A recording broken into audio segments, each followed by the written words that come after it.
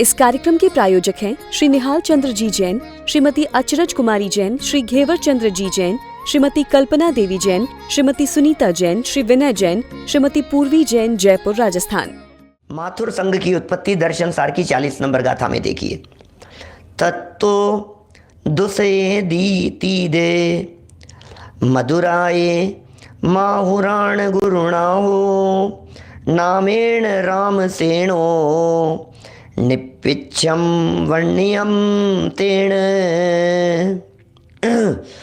काष्ठा संघ के बाद 200 वर्ष पश्चात अर्थात विक्रम की मृत्यु के, विक्रम ये राजा विक्रमादित्य की बात चल रही है। विक्रमादित्य सिंहासन 32 जिनके नाम से आता था, ये वही विक्रमादित्य हैं। ये सब एक से एक धुरंधर महान न्याय नीतिज्ञ महाराजा हुए हैं। सम्राट अशोक भी कम नहीं थे, जिनकी चर्चा कल की थी। ये सम्राट अशोक भी जो हैं, ये कल भी मैं बात आ रही थी मेरे उपयोग में। बाद में संजय जी दीवान साहब का फ़ोन आया मेरे पास में और उन्होंने कहा आपने ये बात बताई नहीं। वो अशोक चक्र की बात तो कह दी आपने, लेकिन अशोक चक्र में जो 24 धारियाँ लगी हुई है वो 24 तीर्थंकरों का प्रतीक है। उस चक्र में जो 24 आरे हैं ना, अशोक चक्र में, वे 24 तीर्थंकरों का प्रतीक है। बाद में फिर वो बौद्ध मतावलंबी हुआ, उनका प्रचार प्रसार किया उसने। ऐसे ही यहाँ चर्चा चल रही है किसकी? विक्रमादित्य के संदर्भ में। विक्रम की मृत्यु के 953 वर्ष बाद, माने विक्रम संवत 953 की बात कर रहे हैं, 950 वर्ष बाद मथुरा नगरी में माथुर संघ का प्रधान गुरु रामसेन हुआ। ये माथुर संघ जैन संघ है। माथुर संघ माधुरी आगम वाचना भी हुई मथुरा में। ये रामसेन हुआ, उसने निरपेक्षक रहने का मुनियों को उपदेश दिया। लो, अरे बड़े गजब गजब के ऐसे संघोत्पन्न होते रहे और उन्होंने क्या उपदेश दे दिया? बोले निरपेक्षक रहो, बिना पीछी के रहो। पीछी की क्या जरूरत है? क्या काम है पीछी का? झाड़ू ही तो होती है, मत रखो आप पीछी। ऐसा उपदेश देने लगा। मुनियों को न मोर पीछी की पंखों की पिच्चिका की और न बालों की पिच्चिका की जरूरत है। ऐसा कह इसने पिच्ची सर्वथा ही हटा दी। ये लो साहब, ये मथुरा संघ की बात कर रहे हैं। ये माथुर संघ माथुर संघ ने पीछियों का ही निषेध कर दिया। कैसे कैसे युग आए हैं बीच में, वापस वो तो पुनर्स्थापना हुई, वापस पीछे अपन लोगों ने तो ये बातें ऐसी लग रही है कि अपन ने कभी सुनी ही नहीं हो। सच में ऐसा भी युग आया था, ऐसा भी काल आया था बीच में, ऐसी भी परिस्थितियां बनी थी जब इस तरह के कार्य होने लगे थे। जिन बिंब अपने द्वारा प्रतिष्ठित या अन्य के द्वारा प्रतिष्ठित में न्यूनाधिक भाव में पूजा वंदना करने, ये मेरे गुरु हैं, ये मेरे गुरु नहीं है। अब बोलो पूजन प्रतिष्ठा के अंदर भी इस तरह की बातें हो गई, पूजा प्रतिष्ठा के अंदर भी ऐसी हो गई। क्या कहें, ये सब ये मेरे गुरु नहीं है, ये मेरे गुरु थे, ये ऐसा हुआ, ये ऐसा हुआ।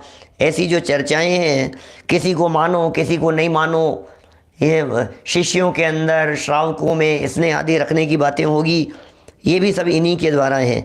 इस प्रकार के भाव रखने, अपने गुरु का मान रखना और दूसरे के गुरु का मान भंग करना आदि बहुत सारे उपदेश इन्होंने दिए। ये सब किसकी चर्चा हो गई? ये विक्रम संवत 953 में रामसेन नाम के गुरु हुए। उन्होंने इस तरह की माथुर संघ चला करके इस प्रकार की बातें कही।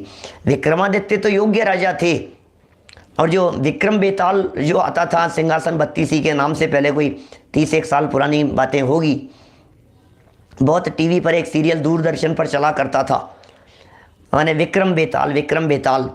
अब उनकी जो स्टोरीज हैं अवनीश भाई, अब वो मनगढ़ंत भी हो सकती है, कहानियाँ भी हो सकती है, कुछ सच्ची भी हो सकती है, तो अपन कुछ कह नहीं सकते उसके संबंध में। जनागम का प्रथमानुयोग तो है नहीं, अब सो जैसा हो सो हो।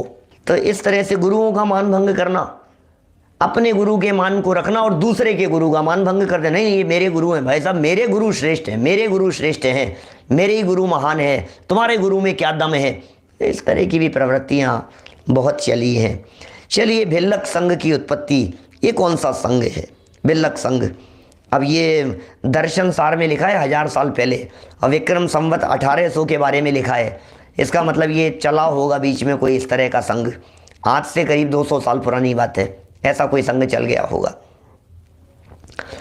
दक्षिण देशे विंझे पुक्कलये वीर चंद मुनिना हो, 18 एती दे भिल्लय संगम पुरु वेदी।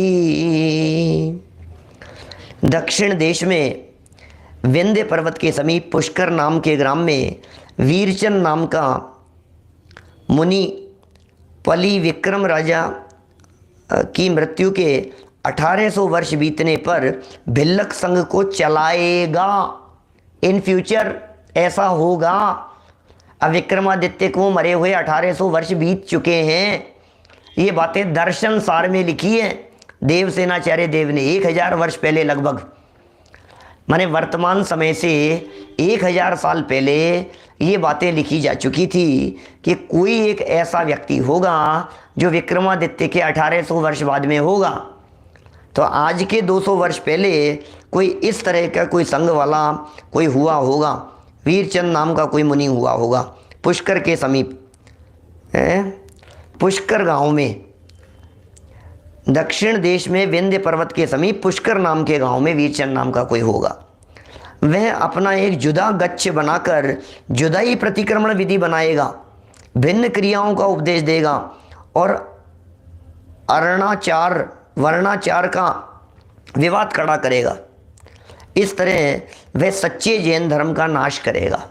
अब क्या बतलाएं भाई साहब, सच्चे जैन धर्म का नाश करने वाला होगा वो, क्या बताएं, हुआ होगा।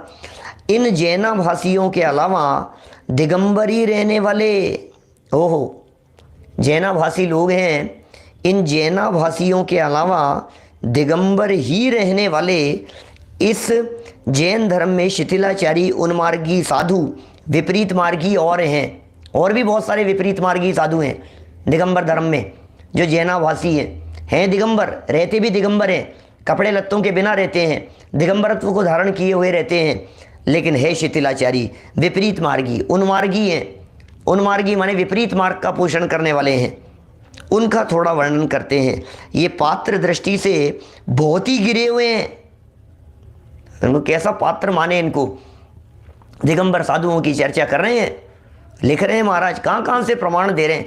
भैया यदि ये इतनी दृढ़ता से इतनी बातें गुरुओं के संदर्भ में नहीं लिखी गई होती तो आप कल्पना कीजिए आज शिथिलाचार अपने कितने चरम पर होता। सोचिए जरा, ऐसे बहुत सारे नागा साधु होते हैं, नागा बाबा होते हैं, कुंभ के मेले में तो बहुत आपको इस तरह के मिलेंगे। इनको पूज्य दृष्टि से देखने पर महापाप लगता है। इनको पूज्य दृष्टि से नहीं देख सकते हैं आप। उनका यहाँ पर किंचित दिग्दर्शन कराया जाता है, थोड़ा बहुत दिग्दर्शन उनके संबंध में कराया जाता है, जिनको जैन सिद्धांत पार्श्वस्थ शिथिलाचारी कहता है। पार्श्वस्थ शिथिलाचारी हैं। जैन सिद्धांतों में उन्हें पार्श्वस्थ मुनि कहकर के पुकारा है, शिथिलाचारी मुनि कहकर के पुकारा है। उनको भी थोड़ा दिग्दर्शन कराते हैं, उनका भी। जो जैन गुरुपने के घमंड में चक्षुर परंतु जैन नहीं, वे वैयावृत्य करने योग्य नहीं है। ओहो भैया, जो जैन नहीं है, जैनत्व रूप आचरण नहीं रचते हैं, जैनियों जैसा जिनका आचरण नहीं दिखाई देता है, वो वैयावृत्ति करने योग्य नहीं है। वैयावृत्ति तो मुनिराजों की होती है। अपन लोग भी भाई साहब, संजय जी, अपन लोग भी उसी धर्म को मान लेते यदि वर्तमान समय में अपने को ऐसे गुरुदेव श्री जैसे महापुरुषों का योग नहीं मिलता तो क्या होता बोलो, हमारी भी क्या हालत होती। ये समझा रहे हैं। मूलाचार का एक प्रसंग दिया है यहाँ, मूल ग्रंथों के प्रसंग यहाँ दे रहे हैं, पढ़ता हूँ मैं। पांसथो ये कुशीलो संसत्तो सन्न मिग चरे तो ये दंसन नाण चरिते अणियुत्ता मंद संवेगा। टीका में कह रहे हैं, संयत गुणेभ्य पार्श्व अभ्यासे तिष्ठतीति पार्श्वस्थ वस्तिकादि प्रतिबद्धो मोह बहुलो रात्रि दिव मुपकरणानाम कारको असंयत जन सेवी संयत जनेभ्यो दूरीभूत है कुत्सितं शीलम आचरणं स्वभावो वा यस्यासौ कुशीलः क्रोधादि कलुषितात्मा व्रतगुणशीलैश्च परिहीनः संघस्यायशः करणकुशलः सम्यग् संयत गुणेष्वाशक्तः संशक्तः आहारादि गृहया वैद्य मंत्र ज्योतिषादि कुशलत्वेन प्रतिबद्धो राजादि सेवा तत्पर है। ओसन्नो अपगत संज्ञो अपगता विनिष्ठा संज्ञा सम्यक ज्ञानादिकम यस्यासौ अपगत संज्ञश्चरित्राद्यपि हीनो जिन वचनम अजानन चारित्रादि प्रभ्रष्टः कर्णालसः सांसारिक सुखमानसः मृगस्येव पशोरिव चरित्रमाचरणं यस्यासौ मृगचरित्र परित्यक्ताचार्योपदेशः स्वच्छंद गतिरेकाकी जिन सूत्र दूषणस्तपः सूत्राद्य विनीतो धृतिरहितश्चेत्येते पंच पार्श्वस्था दर्शन ज्ञान चरित्रेषु अनियुक्ताश्चरित्राद्यनुष्ठान परामंद संवेगास्तीर्थ धर्माद्यकृत हर्ष सर्वदा न वंदनीया इति। कितनी बातें लिख दी है यहाँ, देखिए। दंसणान चरिते तव विनये नित्य काल पास था एदे अवंदनिजा छिद्दप्पे ही गुणधराणम। दर्शन ज्ञान चारित्र तपो विनयेभ्यो नित्य कालम पार्श्वस्था दूरीभूता यतोत एतेन वंदनीया छिद्रपेक्षिणः सर्वकालम गुणधराणां च छिद्रान्वेषिणः संयत जनस्य दोषोद्भाविनो यतो न वंदनीया एतेन्ये चेति। क्या कह रहे हैं भाई, क्या कह रहे हैं? अर्थ देखिए क्या लिख रहे हैं। संयमी के निकट रहने वाला, सुनिए सुनिए, पार्श्वस्थ आदि का स्वरूप बतलाएंगे अभी, हीन मुनिराजों के स्वरूप को बतलाएंगे। थोड़ा सा ही प्रकरण बचा है बस, अब समय भी हो रहा है और ये थोड़ा सा प्रकरण, एक पेज का प्रकरण और बचा है। संयमी के निकट रहने वाला, खुद संयमी नहीं है, संयमी के निकट रहता है, साधु है, मुनि है, दिगंबर वेशधारी है, क्रोधादि से मलिन है, लेकिन लोभ से राजादिकों की सेवा करने वाला है, लोभ से सेवा करता है, राजादिकों की सेवा करता है, शास्त्र ज्ञान से रहित है, शास्त्र ज्ञान नहीं है उसको, जिन सूत्र में दोष देने वाला है, जिनेंद्र भगवान के द्वारा कहे गए सूत्रों में, माने वाक्यों में, वचनों में दोष देने वाला है। ये 5 प्रकार के, ओहो, जिन सूत्र में दोष देने वाला, सोच सोच करके आश्चर्य जैसा लगता है जब कोई व्यक्ति किन्हीं सम्माननीय वीतरागी संत दिगंबर संतों के ऊपर उंगली उठाते हैं, उनके द्वारा लिखे गए सूत्र वाक्यों में कमियां निकालते हैं, दोष निकालते हैं, तो हृदय में खेद खिन्नता हुए बिना नहीं रहती।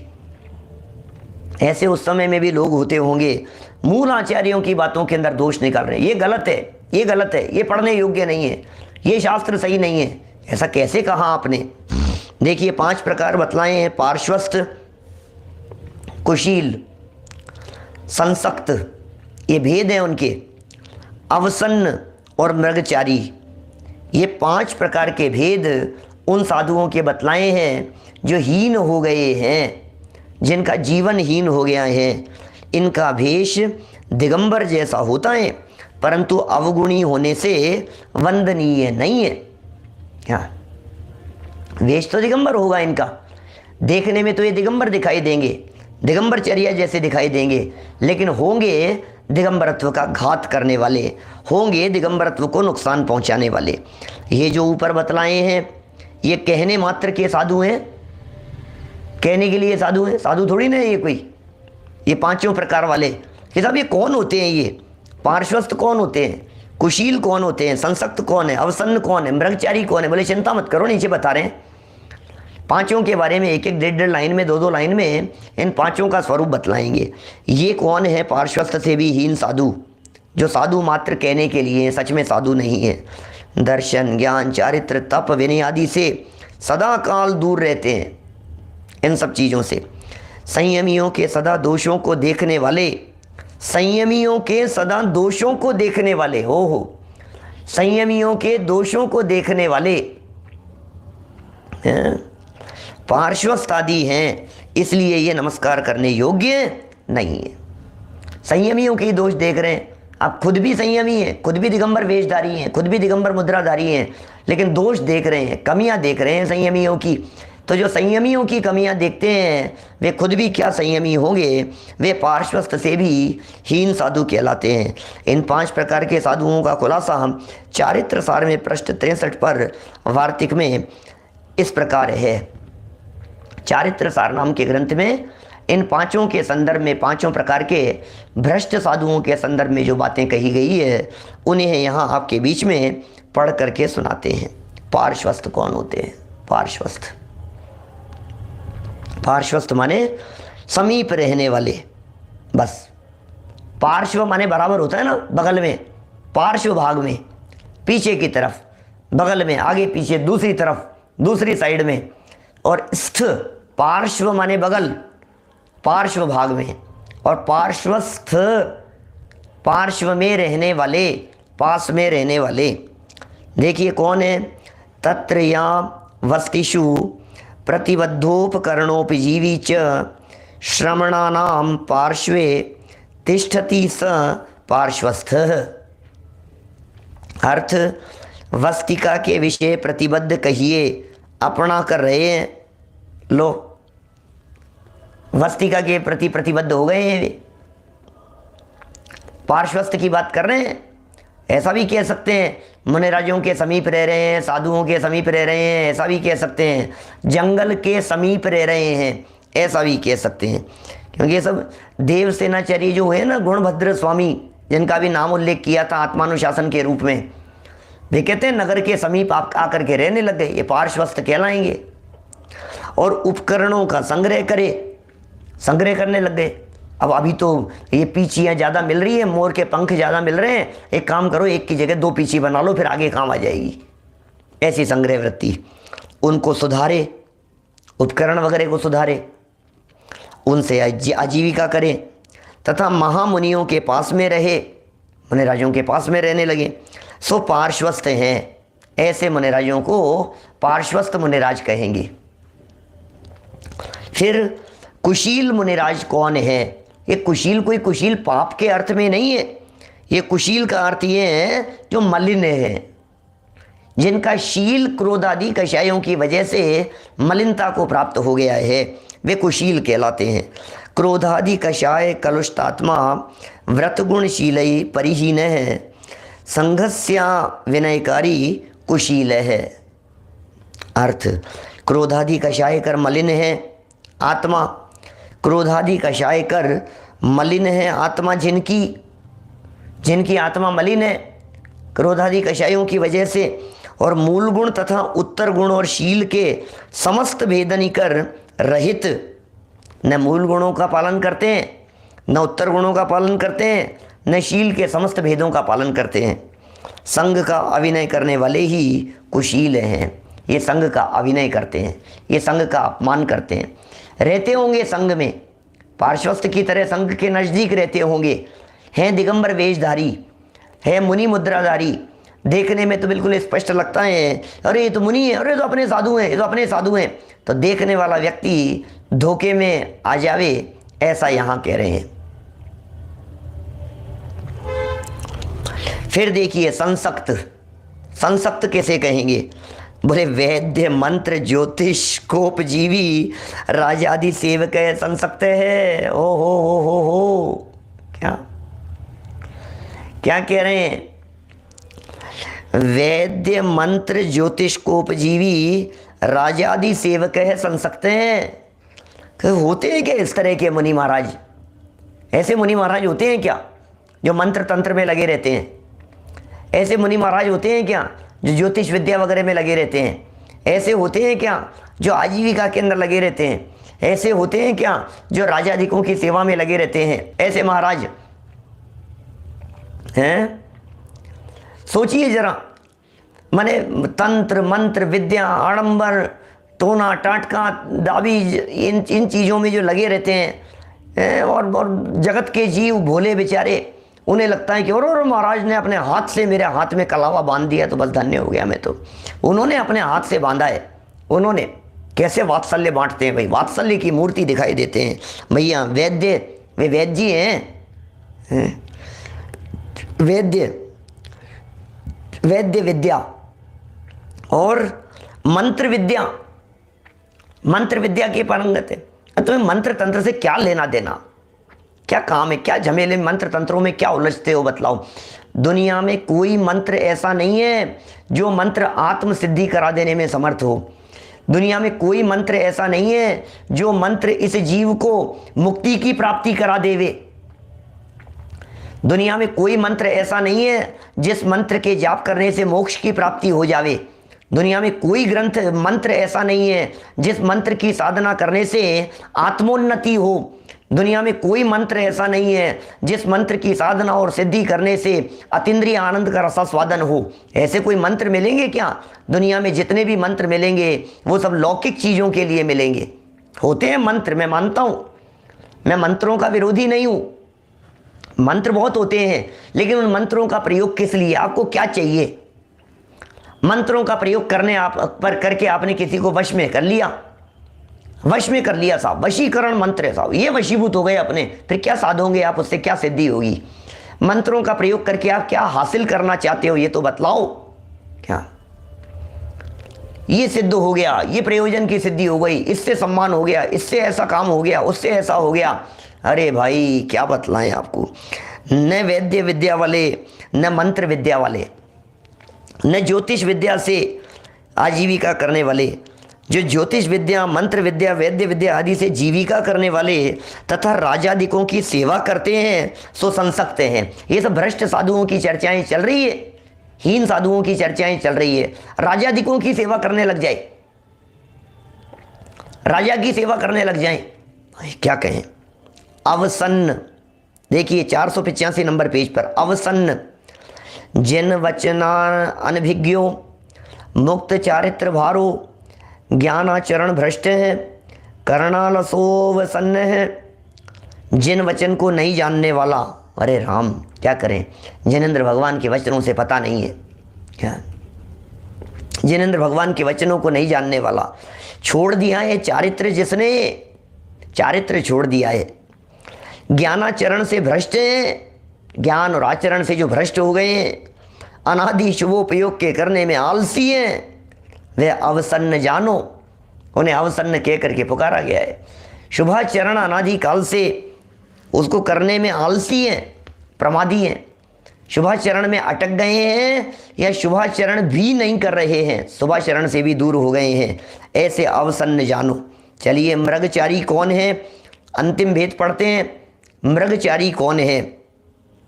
त्यक्त गुरुकुल एकाकित्वेन स्वच्छंद विहारी, जिन वचन दूष को मृग चारित्र है स्वच्छंद इतिवा। ओ, एकाकी साधुओं का निषेध कर रहे हैं, एकल विहारी साधुओं के बारे में। जो साधु अकेले रहते हैं, जो एकल विहारी, वर्तमान में इस पंचम काल में इतनी योग्यता नहीं होती है कि कोई साधु, कोई मुनिराज एकल विहारी होकर के रह सके, अकेले रह सके। संघ में रहेंगे तभी सुरक्षित रह पाएंगे। संघ से बाहर हो गए, भ्रष्ट होने की संभावनाएं 90% तक हो गई है, भ्रष्ट होने की संभावनाएं। इसलिए इस महान निकृष्ट खोटे पंचम काल में किसी भी साधु को एकाकी विचरण करने के लिए आगम अनुमति नहीं देता। इस कार्यक्रम के प्रायोजक हैं श्री निहाल चंद्र जी जैन, श्रीमती अचरज कुमारी जैन, श्री घेवर चंद्र जी जैन, श्रीमती कल्पना देवी जैन, श्रीमती सुनीता जैन, श्री विनय जैन, श्रीमती पूर्वी जैन, जयपुर, राजस्थान।